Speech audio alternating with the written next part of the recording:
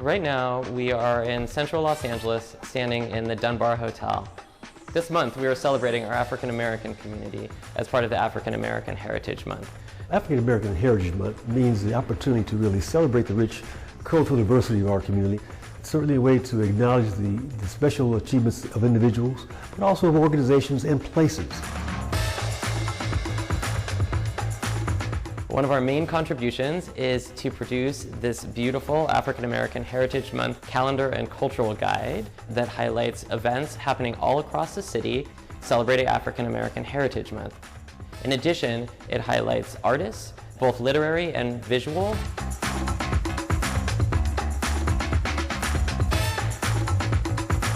What made me become an artist is when I was a small child, we used to pass by this hotel. My mother used to tell us stories about it and the grandeur of it and all the entertainers that had to live here. Passing by it for, 40 years, I've always wanted to paint it. And sometimes in life, you know, if you don't do what's in your heart to do, somebody else will do the job, and I wanted to do it first. Our Author Study Club is an organization that studied, promoted, and researched Black history in Los Angeles. The principal goal is to make sure that Black history becomes a part of American history. Now, more than ever, we have people that are saying Black history doesn't matter, and they're removing it from the books. That cannot happen. We must keep our storytellers. They must be able to tell the history of a people. It's important for us to recognize and to document our history. There are 3 African Americans on the City Council currently, and that's been the case really since the mid-60s, when Tom Bradley was the mayor. We currently have a council president, Marquise Harris Dawson, and of course we have an African American mayor, Mayor Karen Bass. And so African Americans are making a significant contribution to the civic fiber of our community. And community, and gathering, and food, and how we all come together as a people. The colors of LA, the feelings of LA. You know, I really enjoy trying to get a painting to express emotion. And so if I can do that,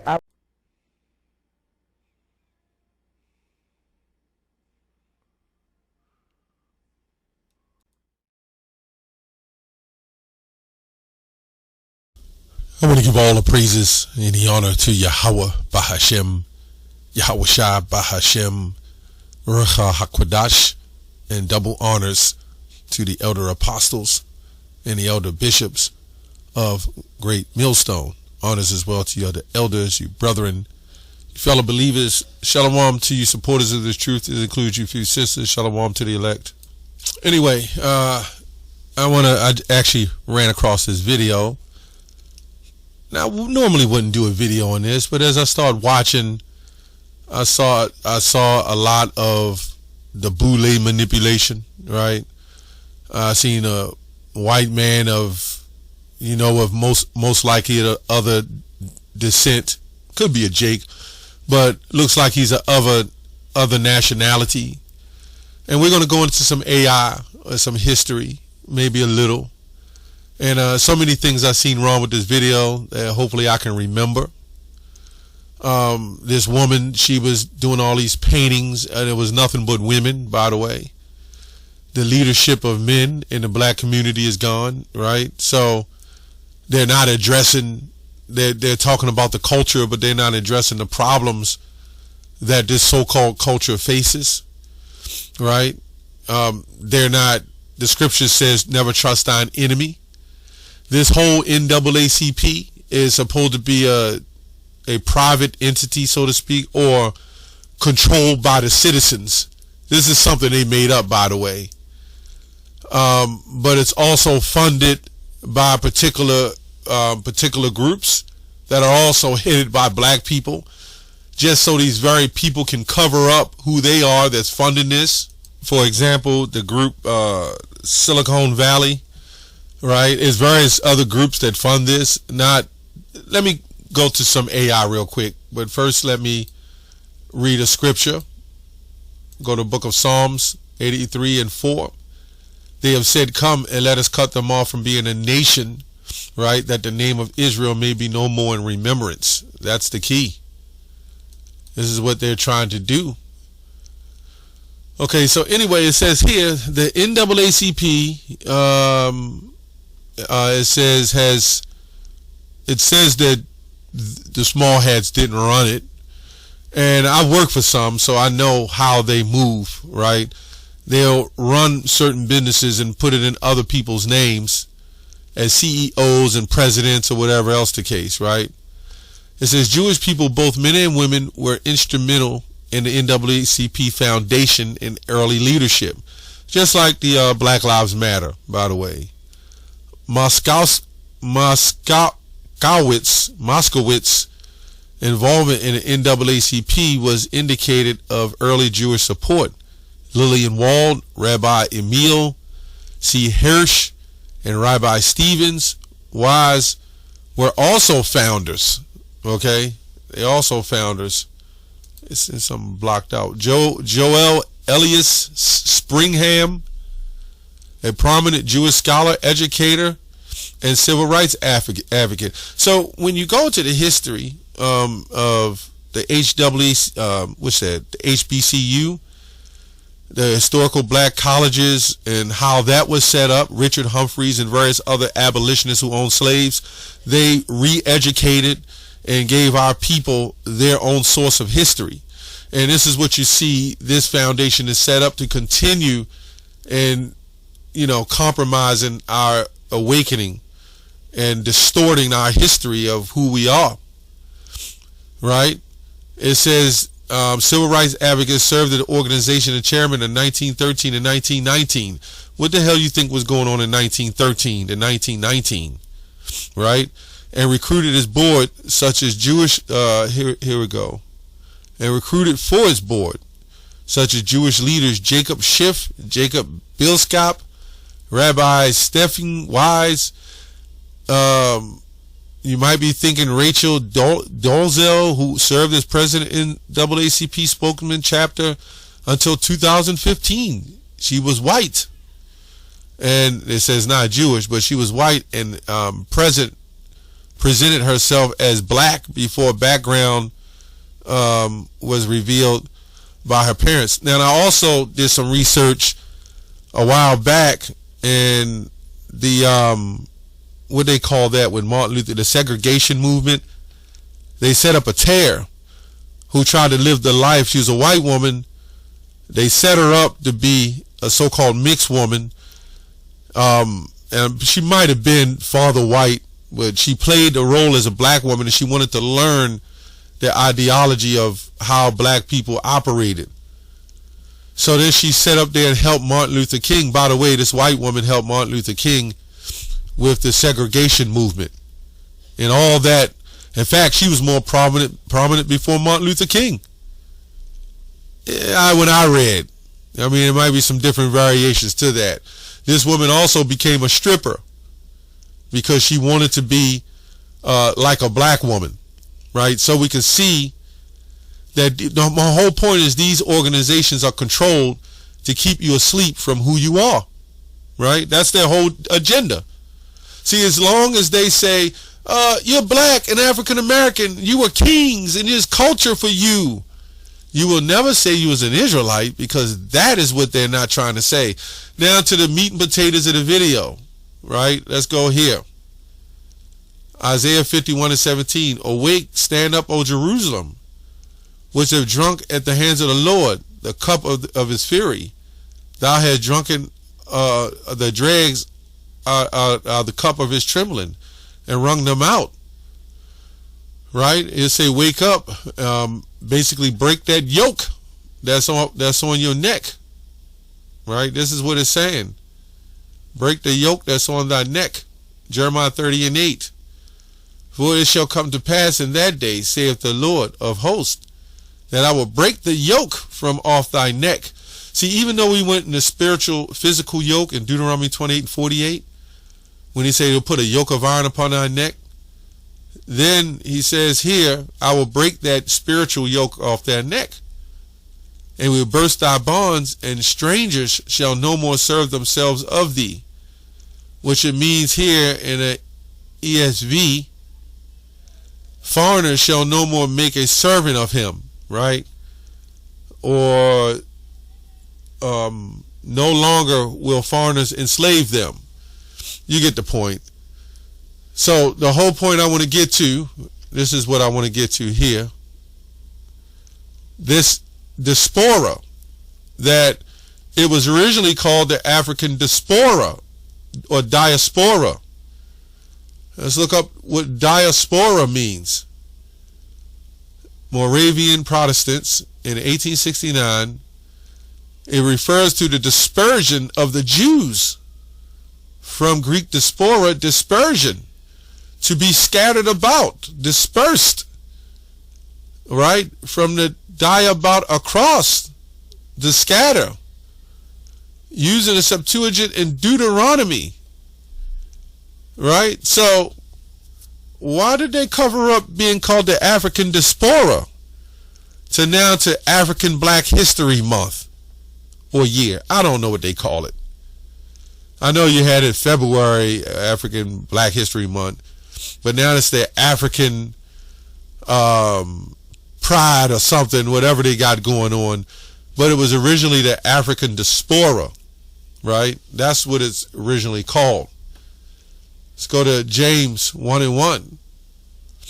James, a servant of God and of the Lord Yahushua, says here Jesus Christ, right? To the 12 tribes which are scattered abroad. We also see this in Deuteronomy.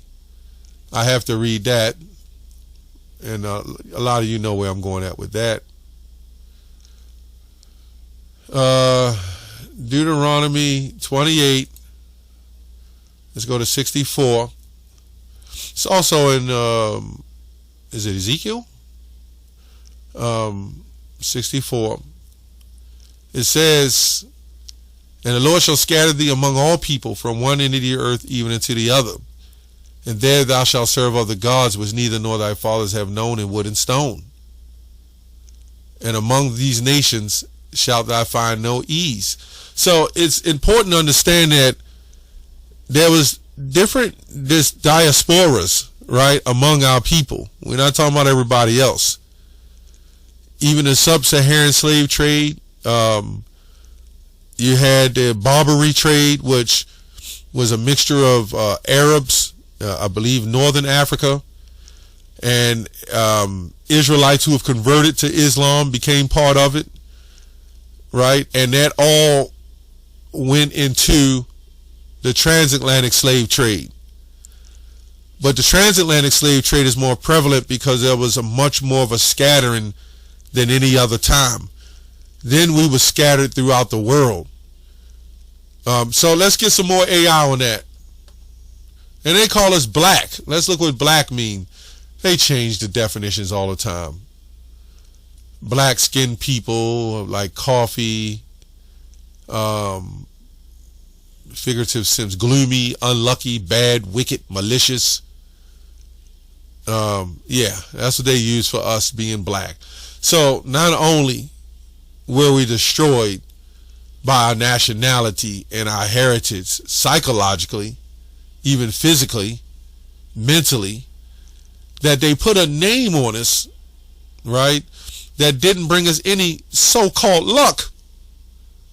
If you tell somebody for hundreds of years that you're a nobody, you're black, and you're ugly, what do you think is going to happen to that people? You're going to have black people trying to bleach their skin, black women trying to bleach their skin, putting long weaves in their hair, blonde in their hair, getting blue. What's this guy that used to bodybuild? He's taken, I forgot his name, but he wound up getting blue eyes and, you know, getting the melanin taken out of his eyes and wind up getting blue eyes. Yeah, that's what happened when you succumb to this name black. This same guy wound up just eating a bunch of watermelon. He had heart attacks. He just hated himself. He didn't like who he was. So let's go here. Some more AI. Kali Muscle. Let's go to some AI. It says there were several historical movements of Jewish populations from the Middle East, Israel region to various parts of Africa. After the destruction of the first temple, 586 BCE, the second temple, 70 CE, Jewish communities spread throughout the Roman Empire, beyond, including North Africa, which you had our people in the Roman Empire, right? That movie with Denzel show you that, okay? The Jew community established themselves in Egypt, Libya, Tunisia, Algeria, Morocco, and dating back over 2,000 years ago. So this is why when they say the Middle East, when you look at the Middle East, Africa is included, especially Northern Africa and Western Africa. For some reason, later on down the line, number one, they created this Middle East thing from the beginning, and they used part of Africa because of the trade routes or whatever, but they don't declare it as the Middle East. They only declare it as places like Iran and Iraq. So we could see that they had to keep the lies flowing to keep it going. They knew Africa is so-called part of the Middle East. But since we're waking up, they say, well, wait a minute. We've got to keep Jesus white, or at least Middle Eastern. Do you know our people would rather have them Middle Eastern looking, as they say? I don't know where they get that race from. It's either you got melanin or you don't. Our people look Middle Eastern, so I don't get that either. But anything to say he just wasn't a dark-skinned man, when you know there are dark-skinned people even in Middle East to this day, very dark. So why would they say that?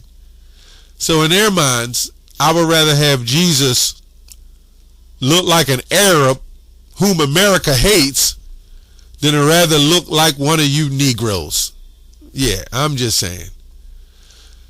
Anyway, the Elephantine Jewish community in southern dates back to the 5th century.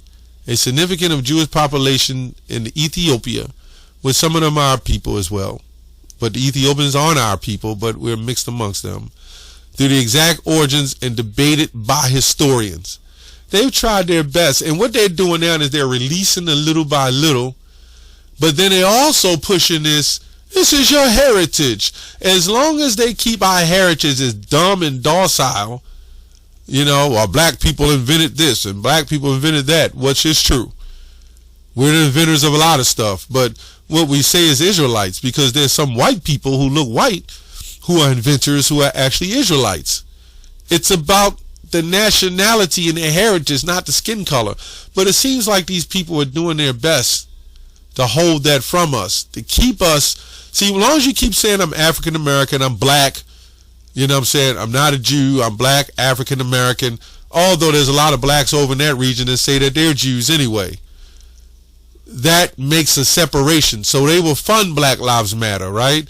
And the reason why they funded Black Lives Matter so they can kick on the anti-defamation type of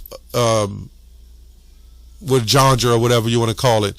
So in order to keep the anti-defamation alive, they got to make a separation with us and then fight for us and keeping our heritage, just so we won't wake up, or keeping the heritage that was created just so we won't wake up to our true identity, if that makes any sense.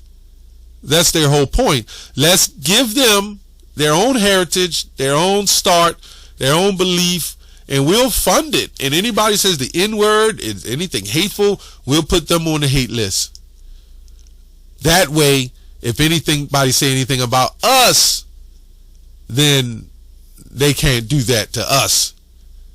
But meanwhile, these same people who claim that us Hebrew Israelites are a hate group, they fund the rap music, the industries, and all the things that come with that behavior.